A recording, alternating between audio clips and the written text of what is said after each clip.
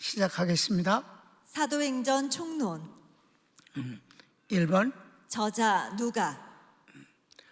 볼륨 조금 올려줘라. 나레이터. 1번. 누가는 수리아의 안디옥 출신으로 직업은 의사이며 헬라의 경건주의에 속합니다. 그냥 쭉 읽고 마칩니다. 2번. 그는 사도들의 제자이며 후일에는 바울이 순교하기까지 동반자였습니다. 그러니까 이 누가는 어떤 사람과 개인적으로 이렇게 가깝거나 제자가 아니고 모든 사도들의 제자로서 이렇게 일을 했어요. 그리고 기본적으로 모든 제자들보다 학식이 많아요. 철학도 공부했고 또 의사이잖아. 그러니까 3번. 그는 아내 없이 주를 섬겼으며 누가복음과 사도행전을 썼고 84세에 성령 충만한 가운데 생애를 마무리합니다. 그래. 4번. 그의 저서에 자신의 모습이나 말을 표현하지 않은 모습에 대해 모든 학자들이 칭송합니다. 네, 특징 중에 하나예요. 누가가 저자라는 것은 알고 있지만 누가가 어떤 사람이고 어떤 일을 했는가를 단 한 군데에서도 자기를 소개하지 않아요. 그런 면에서 자기를 드러내지 않았다는 점에서 아주 칭송을 받는 그런 저자입니다. 큰 2번. 사도행전의 자료. 그럼 이 누가가 사도행전을 쓸 때 자료를 어디서 취득했느냐 하는 것이에요. 이 사람이 어디서 했나? 그건 이제 바울의 그 여러 가지 전해준 내용을 듣고 또 베드로에게서도 듣고 그리고 나중에는 전반 후반으로 나누어집니다. 읽어봅시다. 가르치기 1번. 전반부 1장에서 15장은 바울의 설명과 베드로 사도의 증언, 또 다른 증거들로 기록했으며 후반부 16장에서 28장은 저자 본인이 동행하며 체험한 것입니다. 이해되셨죠? 네. 그래서 3번. 수신자 데오빌로 각하라고 하는 사람에게 누가복음도 썼고 사도행전도 썼어요.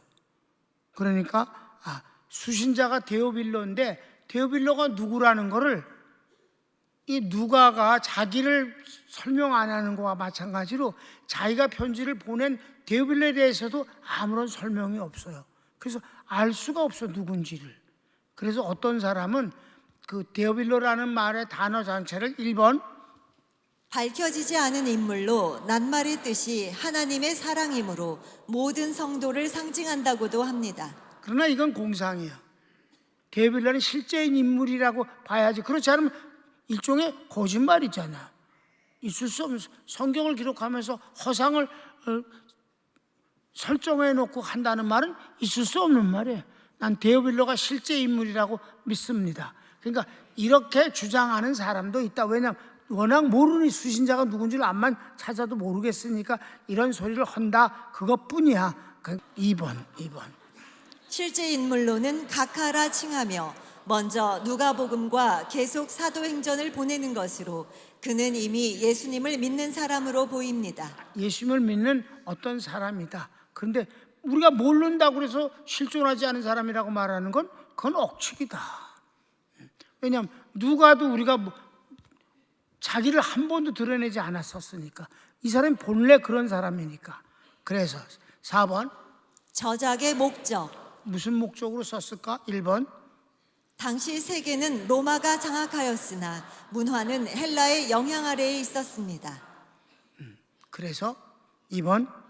로마는 종교에 대해 관대한 정책이라 잡다한 종교가 범람하였는데 기독교에 대한 적은 두 가지로 하나는 동양과 헬라 사상이 결합하여 나온 동방 신비주의로 신과의 교제라는 신비에 치중합니다. 또 하나는 율법주의의 유대교입니다. 로마가 세계를 이제 통일하고 제압하고 다스릴 때 강압적으로 하면 어려워요. 그저 세금 잘 내고 반역만 일으키지 않고 독립운동만 하지 않으면 웬만한 건 다 용납한다 이 말이에요. 특별히 종교에 관해서는 거의 손 안 댄다 이 말이에요. 그건 손대봤자 오히려 손해가 더 크고 반발이 크니까. 종교는 거의 절대적이잖아요. 그러니까 종교에 대해서는 관대했어요, 원래가. 그러니까 많은 잡다한 이단적 종교들이 아주 많이 범람했다. 그 중에 이제 우리 기독교에 대해서 적대적인 것은 동방신비주의와 특별히 유대교의 율법주의였다. 뭐 우리가 다 아는 내용이에요. 3번. 이런 환경에서 누가복음 1장 3절과 계속 본서는 초대교회의 설립과 성장을 역사로 기록합니다. 1장 3절 한번 읽어볼까? 그 모든 일을 근원부터 자세히 미루어 살핀 나도 데오빌로 각하에게 차례대로 써보내는 것이 좋은 줄 알았노니. 모든 것을 살폈다는 건 다 연구를 해서 이렇게 기독교에 관계되어져는 바로 상대적인 것들을 다 연구를 해서 차례대로 잘 썼다. 그래서 역사서다. 그 말이에요. 4번. 특히 본서는 유대인에 대한 변증론으로 예수님이 구약에 예언된 그리스도임을 밝히는 데 있습니다. 바로 기독교가 예수님이 주인공인데 그 예수님은 유대교에서 그토록 사모하는 이 율법과 말씀의 주인공이다. 그분이 드디어 오셨지 하늘에서 떨어진 분이 아니다. 그분은 구약 성경의 응답이다 하는 점을 강조했다 이 말입니다. 또 하나의 변증은 5번. 또한 본서는 헬라인에 대한 변증론으로 신비주의에 대해 성령에 의한 진정한 신비신앙을 강조합니다. 그래. 이 헬라 신비주의는 신을 접촉하는 많은 것에 대해서 얘기를 하니까 이게 범신론적인 면에서 잡다한 것들이 많이 나온단 말이에요. 귀신에 의한 것도 있고 우상에 대한 것도 있고 뭐 점치는 것도 있고 그러면서 신비주의를 찾는데 이 진정한 신비는 이거다. 성령의 역사에 의한 신비다. 그래서 사도행전은 성령의 역사에 의한 특별히 병고침이 많이 쏟아져 나오는 것입니다. 이것이야말로 하나님의 이적이며 신비다. 그러면 그 다음 저작 연대. 언제 쓰여졌을까? 1번. 본서는 바울이 로마 도착과 2년간의 옥중 생활, 연금 상태로 끝납니다. 이는 바울의 순교 이전에 기록됨을 뜻합니다. 여러분 사도행전은요 아주 엄청나게 시작돼서 과정도 막 풍성하고 막 드라마틱하고 굉장한데 끝이 슬그머니 끝나요. 그게 이제 사도 바울이 로마에서 연금 상태에서 자유롭게 사람들을 만날 수 있는 그런 분위기다. 끝. 이렇게 끝난단 말이에요. 이게 왜 이렇게 끝나나? 그래도 그건 나중에 결어해서 내가 여러분에게 말씀을 드리려고 합니다. 그러니까 그렇게 끝이 났어요. 여기까지야. 그래서 2번. 순교 이후에 썼다면 일단 노인 사건이나 순교를 기록했을 것입니다. 그래. 만일에 바울이 순교 이후에 기록이 되었다면 순교의 사건 이전에 로마에서 일단 풀려났잖아요, 여러분. 죄가 없다고 그래서 그 가이사에게 상고한 것이 너 죄 없다. 왜냐하면 총독도 뭐라고 그랬어요? 빌라도도 그렇고 왕도 그렇고 뭐라고 썼어? 죄수를 보내면서 이 사람이 상소만 안 했다면 로마 황제에게 상소만 시민권자이기 때문에 상소를 했는데 상소만 안 했다면 무죄로 방면했을 것입니다. 그러나 시민권자가 황제에게 재판을 받겠다고 하니 나는 보낼 뿐입니다. 그러니까 바울이 무죄함을 이미 썼다는 말이에요. 재판관으로서는. 그러니까 로마에 가서도 뭐 보니까 자기네들 종교 문제로다가 뭐 갈등이 있었을 뿐인 거니까 뭐 로마법에 의해서 처리할 거 없다. 그래갖고 그냥 연금 상태에서 마음대로 사람을 면회오고 만나도 좋다. 그때 로마의 이 관원들 또 행정관들을 많이 만나고 복음을 많이 전했다 이 말입니다. 그래도 그걸 방해하지 않았다고 그랬어요. 이건 이제 그 특징에 대해서도 나오는데 굉장히 그 누가는 로마에 대해서 호의적이에요. 그래서 그랬기 때문에 방면한 그런 내용도 없고 순교당한 그러니까 마침내 서바나 스페인까지 갔다 오는 기록도 없고 갔다 와서 로마에서 다시 순교당한 것도 없고 그러니까 결과적으로 그리고 이제 네로 황제의 핍박이 64년부터 시작돼서 쭉 계속된단 말이에요. 그런데도 그런 것도 없고 그러니까 분명한 것은 AD 70년 이전에 기록되었으면 분명하다. 이렇게 추측이 되는 거죠. 여러분 이해돼요? 왜냐하면 그 이후의 기록, 이 65년 이후에 일어났던 일들이 기록이 안 되니까.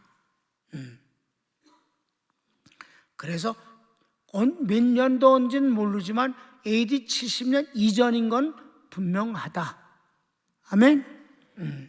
3번. 예루살렘 함락 70년의 기록이 없습니다. 4번. 네로의 박해 64년 이후의 흔적이 없고 로마에 대해 호의적입니다. 또 누가복음을 쓴 직후 기록되었다면 예루살렘 함락 이전에 기록되었다고 보는 편이 많습니다. 그게 거의 확실하다. 그렇게. 6번. 장소는 어디서 썼을까? 장소 두말할 것도 없이 로마가 절대적 지지 장소입니다. 로마에서 썼다. 거기 외에는 쓸 일이 없었다. 왜? 그때 연금 상태니까 피차 시간이 많았어요. 바울도 연금 상태고 누가는 뭐 그냥 지켜보고 있는 그런 비서노로 서는 거니까 시간이 많이 있었으니까 사도행전을 쭉 역사석으로, 왜냐면 역사서니까 특징이 역사서예요. 유일한 역사서예요. 신약성경에 유일한 계시는 요한계시록이고 유일한 역사는 사도행전뿐입니다. 그래서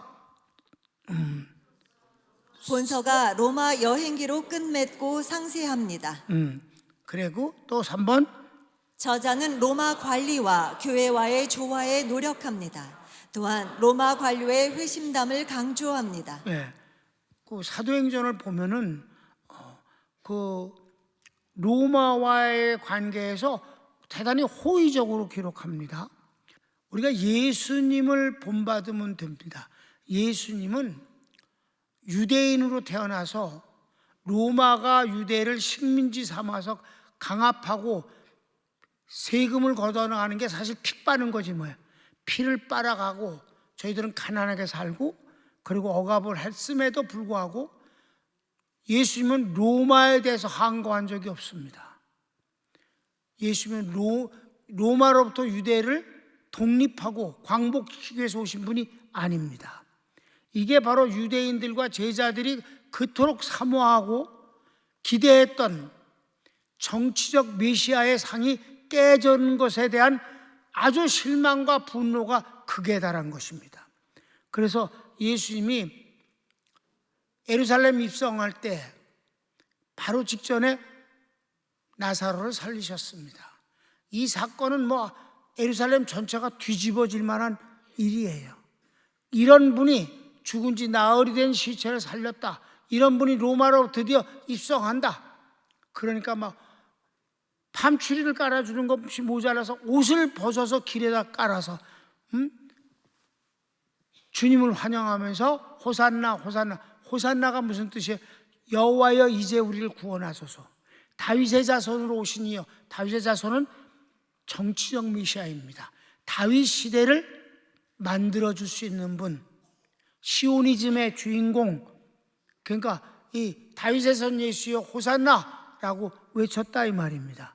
그런데 주님이 들어가서는 뭐 로마로부터 무슨 이렇게 독립을 하려고 뭐 이렇게 조직을 한다든지 뭐 계획을 세운다든지 백성들을 선동해서 뭐 해보자 뭐 이러는 것도 안 하고 예수님은 예루살렘 입성하고 거의 이 사내들인 공회에 이 자치단체하고 싸우는 것뿐은 안 했어. 거의 다. 이 화이슬진 바리새인과 서기관들이 이 독사의 새끼더라, 지옥의 새끼더라 계속 욕만 해갖고 점점 죽을 짓을 쌓아가고 있어. 분위기가 이상스러워. 아주 이상스러워. 정치적인 뭘 하려고 그랬더니 안 해. 여러분, 호산나 외치던 사람들이 예수님을 십자가에 죽이라고 소리 지른 겁니다. 실망과 배신과 분노 때문입니다. 여러분, 여기서 예수님은 정치적 메시아가 아니다. 바울도 로마와 싸운 적은 없다. 여러분, 예수님이 이 총독을 모든 사람들이 만난 적이 없는데 밥도 안 먹잖아요. 유대인들은 같이 이방인하고 밥 안 먹다. 밥을 먹을 적이 없어. 베너라는 영화를 보면 빌라도가 베너에 나와. 로마에서 나 그 유대에 가게 생겼다 총독으로. 그러니까 축하한다고. 그 이상한 나라. 그러니까 거기 가서 밥도 한 번 못 먹어. 그런 얘기가 나와. 그런 얘기가. 아주 빌라도가 로마에서도 갈 때부터 아주 기분 나빠갖고 그런다 이 말이야. 근데 예수님을 한번 초청해 봤어. 빌라도가. 그랬더니 빌라도의 관저에 주님이 가시잖아요. 초청을 허락했다니까. 그게 우리 교회도 있는데 우리 선교사님들 그거 읽어봤나? 빌라도의 보고서라는 거. 그거 그냥 인터넷으로 들어가서 지금 그 빌라도 보고서가 다 나와요. 그럼 너무 길지 않기 때문에 이렇게 얇은 페이지 한 15페이지 되는가? 이게 빌라도의 보고서라는 게 뭐냐 하면은 예수님의 십자가 처형을 끝낸 뒤에 어마어마한 큰 사건이니까 자기가 총독으로 있으면서 이 사건에 대해서 황제에게 보고서를 써보냈단 말이에요. 그게 빌라도의 보고서예요. 그게 역사적으로 있는 것을, 로마의 역사에 있는 걸 발췌해서 나온 거라. 그러니까 그 한글로도 다 번역이 돼 있어요. 우리 교인들은 다 읽었어 그거. 근데 그 가운데서 아주 재밌는 게 있단 말이에요. 자기가 예수님 십자가에 죽이는 과정도 다 썼어. 그다음에 그런데 예수님이 살아있을 때 만난 적이 있다는 얘기를 일화를 적어. 초청을 했는데 다른 놈들은 절대 안 오는데 예수님이 응하고 왔다는 거야. 그런데 예수님이 딱 관저에 들어오셨는데 예수님이 안 말다는 거 서 계신데 자기는 아무 말도 못하고 굳어버렸다는 거예요. 그 권위 앞에 자기가 죽은 것 같이 됐었다고 그랬어요. 근데도 보고서에 이 말을 썼다니까? 재밌지 않아요? 그러니까 예수님의 권위를 이미 체험했기 때문에 그가 길을 쓰고 예수님 죽이지 않으려고 막 애썼고, 마누라도 너 그랬다 죽는다 막 이러니까 나 꿈꿔서 너 조심해 이런 소리도 하고 그랬기 때문에 이미 예수님을 경험했기 때문에 빌라도는 아주 예수님을 살려보려고 무진해를 쓴 거야. 그래서 살인 강도를 내세우면서도 이렇게 백성들에게 어떤 선택을 할 수 있게 해봐도 안 된다 그러고, 저주를 선택한 놈들은 그냥 저주를 끝까지 받는 거야. 그의 피를 우리에게, 우리 후손에게 저주를 자초하는 것은 아무도 말릴 수가 없는 거야. 그러니까 여러분, 우리가 기독교는요, 현세 정치에 대해서 정치적으로 잘못을 비판하는 건 교회가 마땅히 해야 되는 겁니다. 아멘? 그 비판 때문에 욕을 먹고 핍박을 받고 잡혀가도 괜찮습니다. 다만 현실 정치에 참여해서 정치 활동을 하는 것은 아니다. 누가? 주의 종은. 그게 내 생각입니다. 왜? 예수님도 안 하셨고, 바울도 안 했고, 베드로도 안 했고, 어떤 사도들도 안 했다. 다만 옳은 것은 옳다고 하라. 복음은 어떤 상황에서든지 타협하지 아니하고 전한다. 칼이 목을 자른다 할지라도 그건 전한다. 다만 정치 활동은 안 한다. 여러분, 정치에 대해서 무관심하면 안 됩니다. 교회가. 정치는 삶의 현장이에요. 국가를 위해서 기도하는 것은 중요한 일이며, 그리고 정치 활동을 자유민주주의에서 할 수 있는 권한은 투표입니다. 투표를 통해서 하면 정치 행위는 투표입니다. 그러면 다른 사람들이 막 한다. 그건 박수를 쳐주고 물도 사주고 뭐 그럴 수 있잖아요. 나도 개인적으로 그렇게 열심히 하는 사람들 돈도 주고 뭐 후원도 하고 그러지. 그러나 내가 거기 같이 옆에 앉아갖고 같이 그 음식을 한다든지 뭐 피켓을 들고 안 한다 이 말이야. 그러니까 어떤 것을 하는 데 대해서 그를 지지하거나 도와주거나 편들어주는 일은 할 수 있어야 돼. 목사가 직접 가서 하는 건 아니다. 그게 성경이다. 어떤 누구도 안 했기 때문이다. 아멘. 잘 하는 사람을 지지하고 편들어주면 되는 것이다. 잘못하는 사람을 비판하면 되는 거다. 아멘.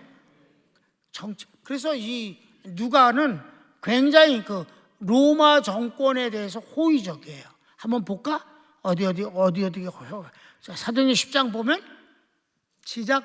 하늘이 열리며 한 그릇이 내려오는 것을 보니 큰 보자기 같고 내 귀를 메어 땅에 들이웠더라. 이게 뭐예요, 여러분? 베드로가 요바에서 그 가죽 장사 그 옥상에서 하나님 앞에 기도할 때 하나님 환상 보여주신 거잖아. 가증한 동물들을 전부 담아갖고 내려오시면 너 잡아먹어라. 하나님, 내가 이런 걸 한 번도 먹어본 적이 없습니다. 야, 내가 깨끗하게 했다고 그랬는데 왜 네가 더럽다고 그래? 빨리 먹어. 이래갖고 올라가고 또 내려오고 3번이나 반복됐다 이 말이야. 그때 밖에서 두들기는 소리가 보니까 베드로 계십니까? 저는 고넬로 백부장, 이 백부장은 이 로마의 친위대 백부장이에요. 그러니까 백부장이 장교가 2종류가 있는데 로마에서 직접 황제가 임명을 한 백부장이 있고 어떤 나라 그 나라에서 뽑아서 만든 백부장이 있어요. 근데 이 친위대 백부장은 이런 데 천부장보다도 사실 더 높아서 생사 여탈권을 갖고 있어요. 사람을 죽일 수도 있어. 이게 바로 고넬로예요.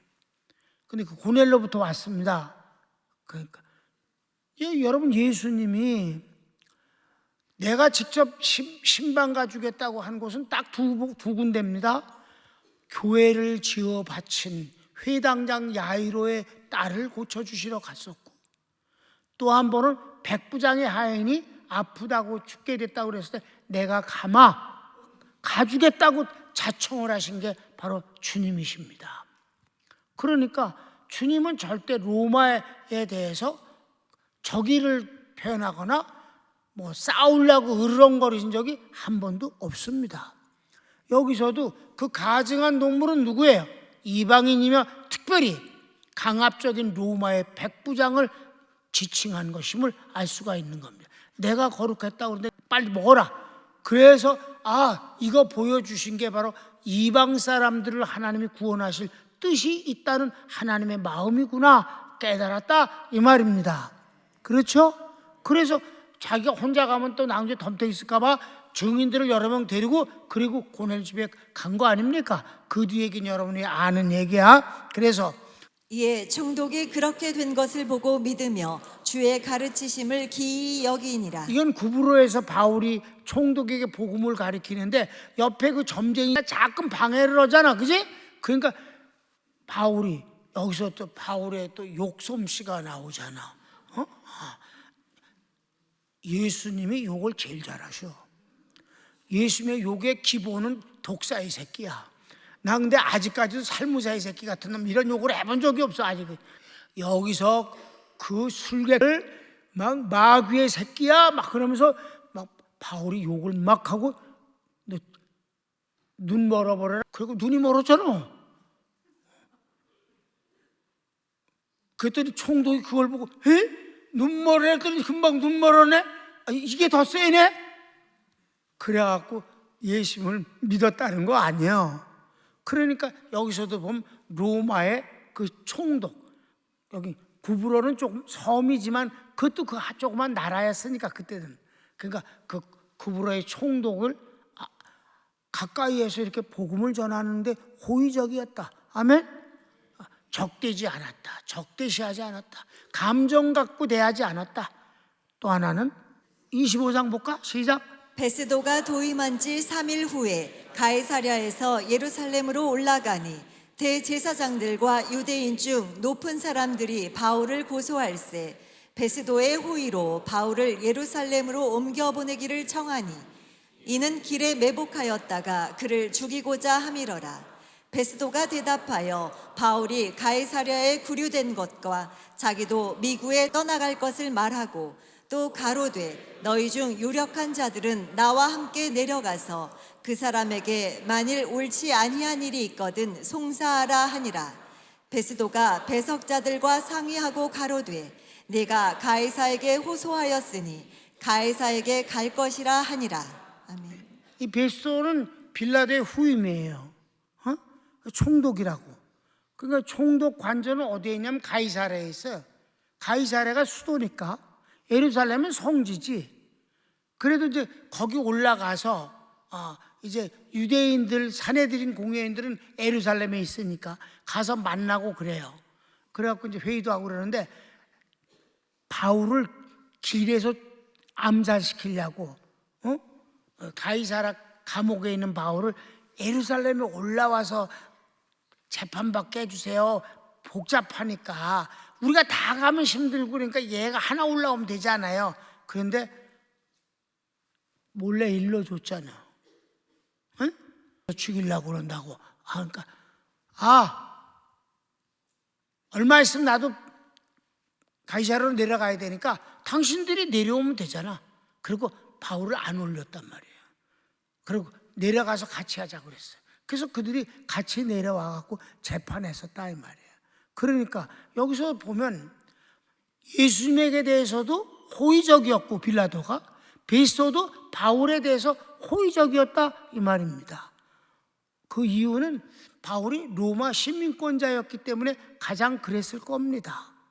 어떻든 간에 이렇게 정치적으로 적대적이 아니었다는 사실을 우리는 알아야 합니다.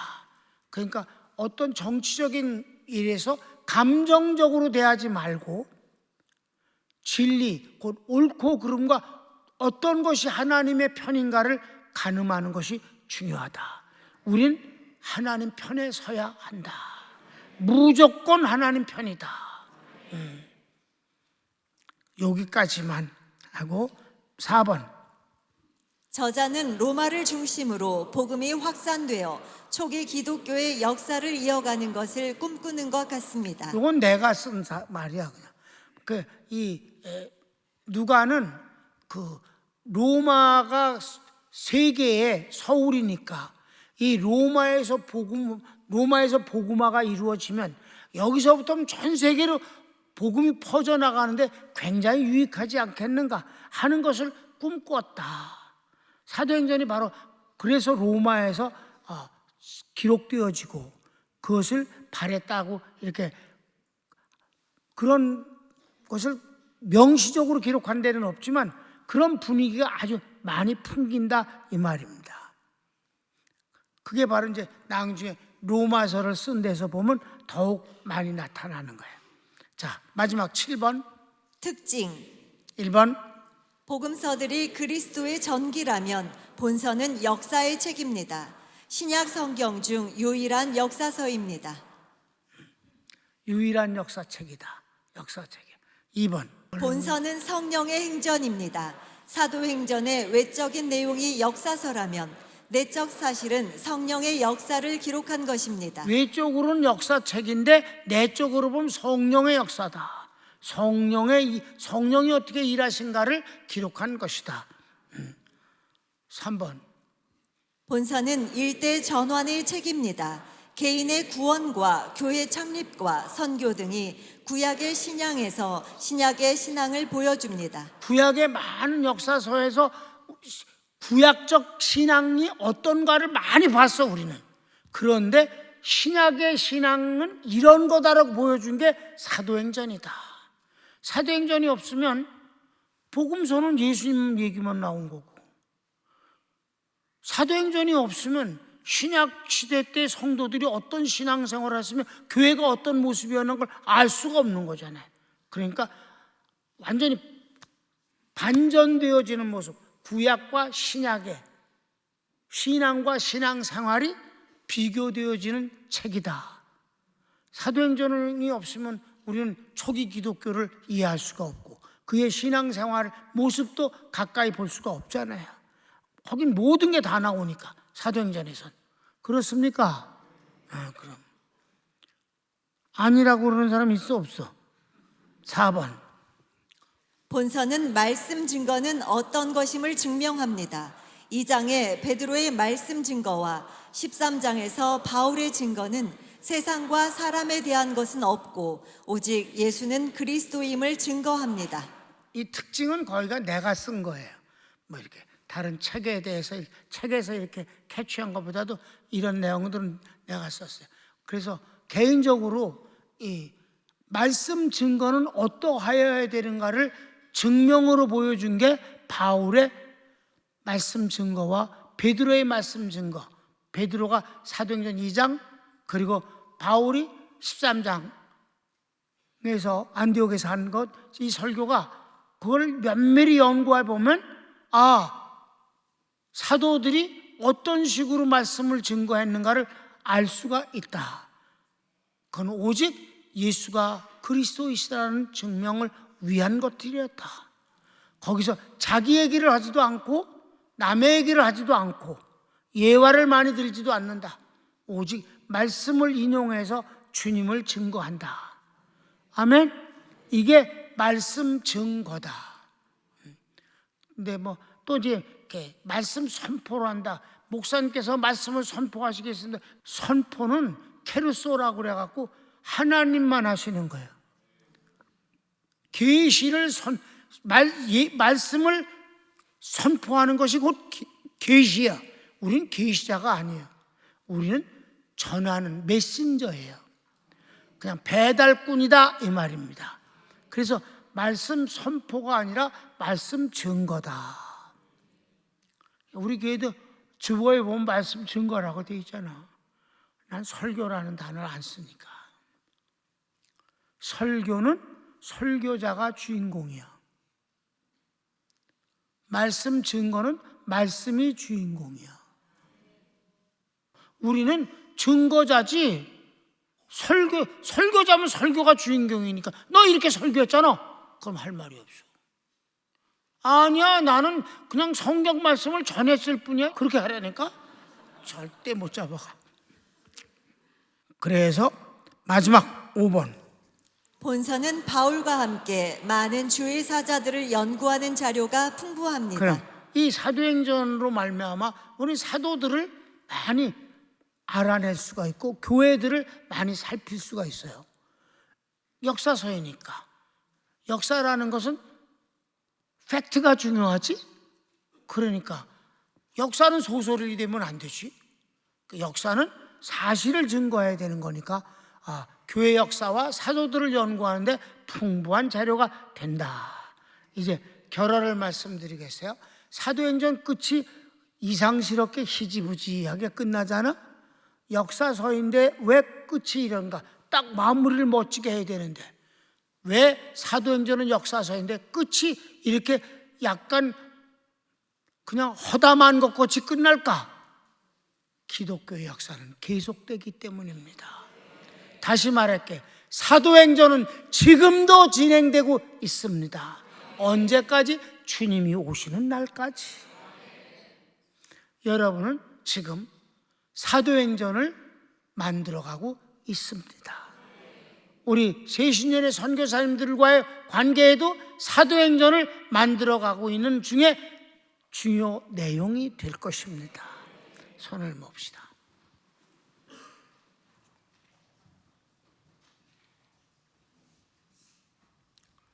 사랑하는 여러분, 맨 마지막 결험한 기억합시다.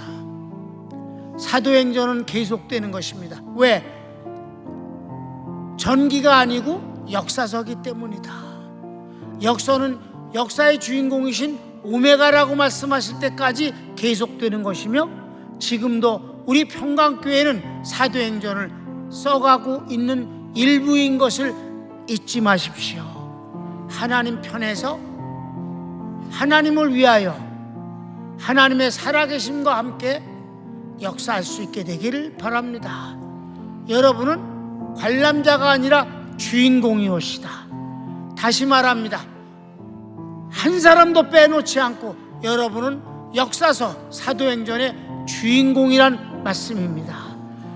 선교사님들 한 분 한 분이 다 여러분 사도행전의 주인공으로 오늘 살고 역사하고 있음을 잊지 마십시오. 다 같이 주여 한번 부르기도 합니다. 주여.